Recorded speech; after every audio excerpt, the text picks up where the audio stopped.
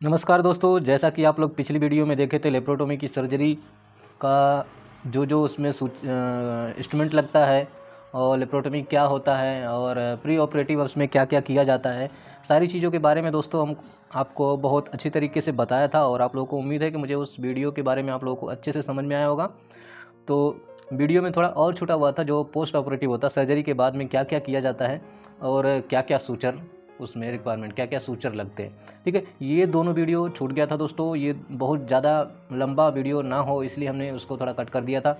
और दोस्तों अब ये वीडियो आपको सूचर और पोस्ट ऑपरेटिव कैसे कैसे केयर किया जाता है वो सारी वीडियो के माध्यम से मैं आप लोगों को अच्छी तरीके से बताने की कोशिश कर रहा हूँ दोस्तों।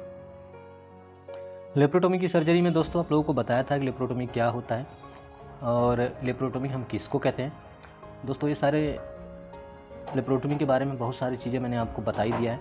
जैसा कि लेप्रोटोमी में क्या होता है कि इस पेट को क्या किया जाता है, पेट को यहाँ से अगर कोई कभी भी आपका मतलब आंत फट जाता है या आंत में कोई छेद हो जाता है या आंत क्या होता है पलट जाता है, बहुत सी सारी चीज़ें आंत के रिगार्डिंग जो बीमारियाँ होती हैं या आंत में कैंसर हो गया, ये सारी चीज़ें अगर आएगी तो आपको लेप्रोटोमी की सर्जरी रिक्वायर होती है। ठीक है, लेप्रोटोमी आपको करना ज़रूरी पड़ता है दोस्तों। ठीक है, तो चलिए हम इसमें सूचर क्या क्या लगता है वो सारी सूचर के बारे में हम अच्छे से बताएंगे। बाकी चीज़ तो हमने अब पिछली वीडियो में हमने बता ही दिया है दोस्तों। चलिए हम स्टार्ट करते हैं।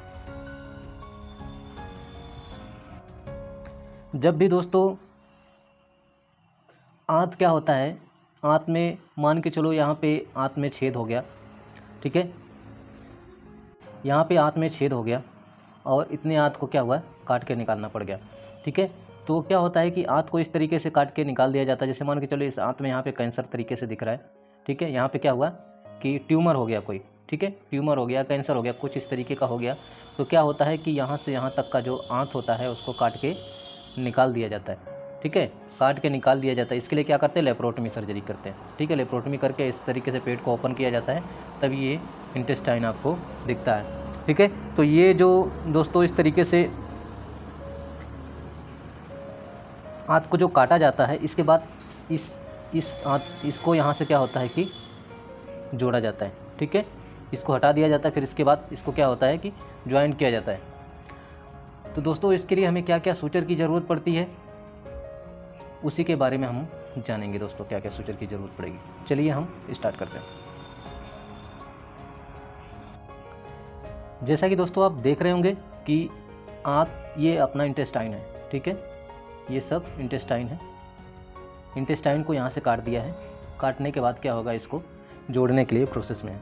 ठीक है, इसको हम सूचर से किस तरीके से, इस तरीके से जो सूचर लगा हुआ है ऐसे ऐसे क्या करते हैं, इसको पूरा अच्छे से सूचर से क्या करते हैं, बांध देते हैं। और इसी तरीके से अपोजिट साइड का भी जो इसके उल्टा साइड का जो है, उल्टा करके भी क्या होता है कि इसको सूचरिंग किया जाता है। ठीक है, तब ये क्या होता है कि आंत क्या होता है प्रॉपर आपको कुछ दिनों के बाद हील हो जाता है और नॉर्मल इस तरीके से जैसे है इस तरीके से हो जाता है ये। ठीक है, अब इसमें क्या क्या सूचर लगेंगे दोस्तों, हम सूचर को भी अच्छे से देखते हैं कि सूचर क्या क्या इसमें है दोस्तों। सबसे पहले सूचर लगेगा आपका 30। जैसा कि दोस्तों आप लोग देख रहे होंगे वाइक्रिल 30। ठीक है, वाइक्रिल 30। वाइक्रिल को दोस्तों कैसे पहचानेंगे आप, वाइक्रिल में हमेशा एब्जॉर्बल सूचर होता है। ठीक है, वाइक्रिल क्या होता है, हमेशा एब्जॉर्बल सूचर होता है, यहाँ पे लिखा रहता है। ठीक है, एब्जॉर्बल सर्जिकल सूचर होता है और इसका जो फॉर्मूला जो होता है, इस फार्मूले को हमेशा याद किया जाता है।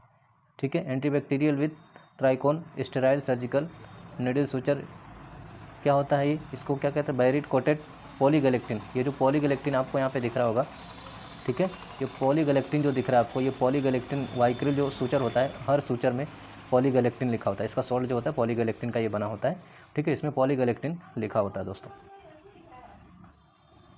तो ये 30 सूचर लगता है। 30 सूचर, ये सूचर जो दिख रहा है आपको, ये सूचर आपको जो दिख रहा है, जो सूचर इसमें लग रहा है, ये 30 सूचर लग रहा है दोस्तों। तो इसमें सूचर कौन सा लगेगा, 30 की क्वांटिटी कम से कम 3-4-5 कम से कम आप रख लीजिएगा। ठीक है,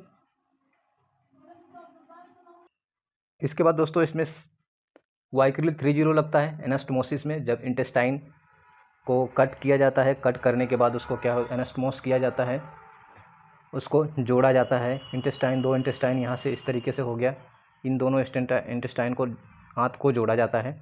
तो उस टाइम में क्या होगा, सबसे पहले ज़रूरत पड़ेगी वाइक्रिल का, जो हमने दिखाया आपको, वाइक्रिल 30। वाइक्रिल 30 से पहले बार ये रिपेयर होगा। इसके बाद आपको क्या ज़रूरत पड़ेगा, सिल्क की ज़रूरत पड़ेगी। ठीक है, सिल्क भी 30 आपका ज़रूरत पड़ेगी। इसकी नीडल जो हमेशा राउंड बॉडी होता है, वाइक्रिल इसमें जो भी लगेगा वो राउंड बॉडी ही लगेगा, कटिंग नीडल नहीं लगेगा।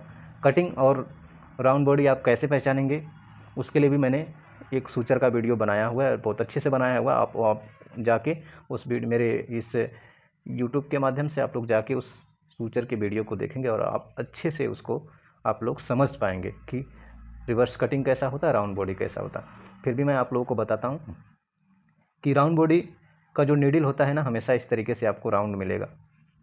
ठीक है, इस तरीके से नीडल मिलेगी। ठीक है, और हल्का से यहाँ पे शार्पनेस होगा। जो कटिंग में होगा वो कटिंग में इस तरीके से, थोड़ा से इस तरीके से कट टाइप का होगा। ठीक है, इस तरीके से थोड़ा से कट टाइप का होगा, थोड़ा ये थोड़ा से आगे नुकीला होगा, लेकिन ये इस तरीके से जाके बनता रहेगा। ठीक है, तो कटिंग और उसमें जाके आप एक देख लीजिएगा, एक बार समझ में आपको आ जाएगा दोस्तों। ठीक है, तो वाइक्रिल 2-3-4 वाइक्रिल रखिएगा, 3-4 कम से कम क्या क्वांटिटी के हेयर फेयर में, 3 या 4 के हेयर फेयर में क्या रखेंगे आप, सिल्क को रखेंगे। इसके बाद में आपको क्या रखना होगा, कभी कभी दोस्तों वाइक्रिल 20 की भी ज़रूरत पड़ती है। ठीक है, तो वाइक्रिल 20 भी आप रख लीजिएगा। वाइक्रिल 20 भी, ये रिवर्स कटिंग इसमें दिया हुआ है दोस्तों, लेकिन क्या होगा, ये रिवर्स कटिंग नहीं लगेगा इसमें। जब भी लगेगा क्या लगेगा, राउंड बॉडी लगेगा। आप इस चीज़ को ध्यान रखेंगे। ठीक है, यहाँ जो रिवर्स कटिंग है, रिवर्स कटिंग नहीं लगेगा, हमेशा क्या लगेगा, ये यहाँ पे राउंड बॉडी लगेगा। ठीक है, तो राउंड बॉडी वाइक्रिल भी कम से कम 2-3 रख लीजिएगा। इसके बाद नेक्स्ट दोस्तों, जब आपका एनास्टमोसिस कंप्लीट हो जाएगा, आंत आपका जोड़ दिया जाएगा। जोड़ने के बाद क्या होता है कि आपको ज़रूरत पड़ेगी सूचर की। जो सूचर, इसके बाद क्या लगेगा, लूप, इथिलोन लूप, इसको क्या बोलते हैं, इथिलोन लूप। ठीक है, इथिलोन लूप। इथिलोन लूप को आप कैसे पहचानेंगे, यहाँ पे एक तरीके से लूप बना होता है। इसमें क्या होता है कि डबल सूचर होता है। डबल सूचर होता है, नीडल ओनली एक होता है। ठीक है, इस तरीके से डबल सूचर होता है और नीडल क्या होता है, एक होता है। ताकि क्या होता है कि जब आपका एब्डोमेन क्लोज करना है तो उस सिचुएशन में क्या होता है, सीथ जो होता है, बहुत अपने एब्डोमेन का, पेट का क्या होता है, बहुत मजबूत लेयर होता है। तो उस सीथ को क्या करते हैं, इस इथिलोन लूप से क्या किया जाता है, क्लोज किया जाता है। ठीक है, तो सीथ के लिए हमें क्या होगा, लूप की ज़रूरत पड़ेगी। ठीक है, 1 से 2 सूचर इसमें लगते हैं। वैसे ज़्यादातर 1 सूचर में ये कंप्लीट हो जाता है, कभी कभी 2 सूचर की भी ज़रूरत पड़ती है। तो आप क्वांटिटी में कम से कम 2 रखिएगा दोस्तों। ठीक है दोस्तों, इसके बाद क्या होता है कि आपका जो सीथ क्लोज हो गया है, एब्डोमेन क्लोज हो गया, इसके बाद स्किन की बारी आई। तो स्किन के लिए दोस्तों इथिलोन होता है।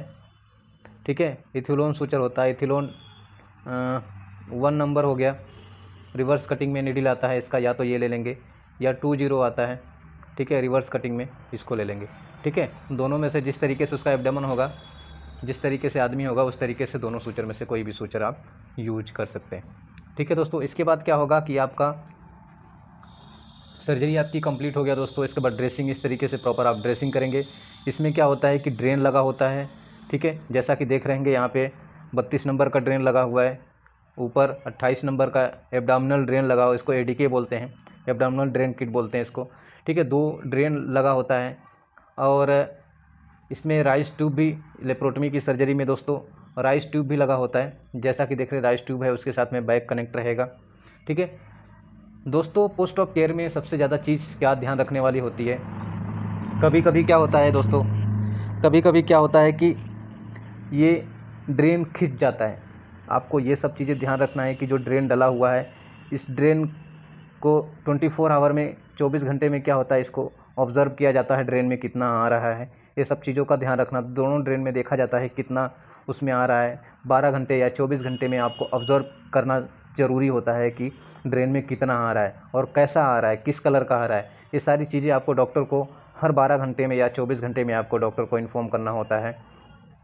इसके बाद दोस्तों राइस ट्यूब में जो आता है, राइस ट्यूब में से जो स्टमक से निकलता है सिक्रेशन, उस सिक्रेशन को भी आपको हर 12 घंटे में या 24 घंटे में उसको भी आपको काउंट किया जाता है, काउंट करके देखा जाता है कि स्टमक से कितना आ रहा है। ये राइस ट्यूब इसलिए कंपलसरी होता है क्योंकि क्या होता है कि जो तुम आपका गैस वगैरह हो गया या एब्डोमेन डिस्कम्फर्ट होता है तो राइस ट्यूब के माध्यम से क्या होता है वो रिलीज़ हो जाता है दोस्तों। ठीक है, तो ये सारी चीज़ों को आपको उस टाइम में ध्यान रखना है। और सबसे बड़ी चीज़ ध्यान में ये रखना है कि बहुत सारे अटेंडेंट क्या होता है कि पेशेंट से मिलने के लिए जाते हैं। ठीक है, तो उन लोगों को ध्यान रखना कि कोई उस पेशेंट को पानी ना पिलाए, कोई इसको खाना ना खिला पाए। ठीक है, ये सारी चीज़, पेशेंट एनपीओ रहता है उस टाइम में, जब तक उसका गैस नहीं पास होता, जब तक उसको पैखाना नहीं होता है, तब तक क्या होता है कि पेशेंट को एनपीओ रखा जाता है। और एनपीओ रहता है पेशेंट, जब उसका पैखाना और गैस पास हो जाता तब उससे थोड़ा थोड़ा लिक्विड करके स्टार्ट किया जाता है दोस्तों। तो ये सब चीज़ों को ध्यान में रखना होता है कि कोई भी अटेंडेंट, कोई भी उसका रिश्तेदार ना आके कोई कि हाँ लेके आया मिठाई खिला दिया चोरी से, ये सब चीज़ों को बहुत ध्यान में रखना होता है। अगर मान के चलो उस टाइम में किसी ने उसको खाना खिला दिया और क्या हुआ, उसका इंटेस्टाइन जुड़ा नहीं है और इंटेस्टाइन के यहाँ जाएगा, वहाँ पे फंस जाएगा और इंटेस्टाइन लीक हो जाएगा और सर्जरी आपकी बर्बाद हो जाएगी, सर्जरी आपका दोबारा करना पड़ सकता है। तो ये सब चीज़ों को बहुत ध्यान में रखना दोस्तों। पोस्ट ऑफ केयर में यही सारी चीज़ों को ध्यान रखना होता है। बाकी जो एंटीबायोटिक्स ये सब दवाइयाँ सो लगती है दोस्तों, ये सब चीज़ तो डॉक्टर प्रेस्क्राइब करता, तो आप लोग इसको आराम से ही उस तरीके से गाइडेंस करके अपना आराम से उसको दे सकते हैं दोस्तों। तो यही पोस्ट ऑफ केयर में दोस्तों हैं। बाकी चीज़ों जो आपको नहीं समझ में आएगा आप कमेंट के माध्यम से दोस्तों पूछ सकते हैं। ठीक है, नेक्स्ट वीडियो में मिलते हैं, तब तक के लिए बाय बाय, थैंक यू।